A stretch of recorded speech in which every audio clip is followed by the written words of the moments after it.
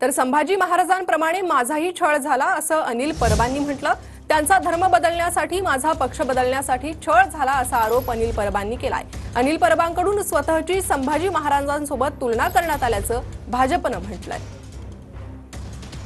संभाजी महाराजांचा विचार वारसा जर कोणी चालवला असेल तर छावा बघा, मला बघा, त्यांना धर्म बदलावा म्हणून त्यांचा छळ झाला, माझा पक्ष बदलावा म्हणून छळ झाला।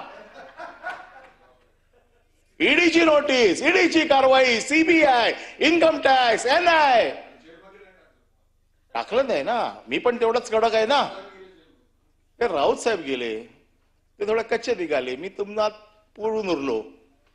वाक्य ठेवायचं रेकॉर्डवर, पण वाक्य ठेवायचं हे रेकॉर्डवर नाही, रेकॉर्डवर का ठेवायचंय? आहे वाक्य, काय चुकीचं बोललो मी?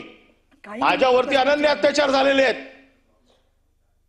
मी सगळं भोगलेलं आहे, पण मी देखील त्यांचा वारसा जपणार आहे। त्यांच्या वारशावरती बोलण्याचा हक्क आहे मला। तर संभाजी महाराजांप्रमाणे माझाही छळ झाला असं अनिल परबांनी म्हटलंय। तर अनिल परबांच्या या वक्तव्याविरोधात आता भाजप देखील आक्रमक झाल्याचं कळतंय। त्यांच्या धर्म बदलण्यासाठी माझा पक्ष बदलण्यासाठी छळ झाला असं वक्तव्य अनिल परबांनी केलं होतं। स्वतःची संभाजी महाराजांसोबत तुलना केल्यानं भाजप आक्रमक झाला आहे।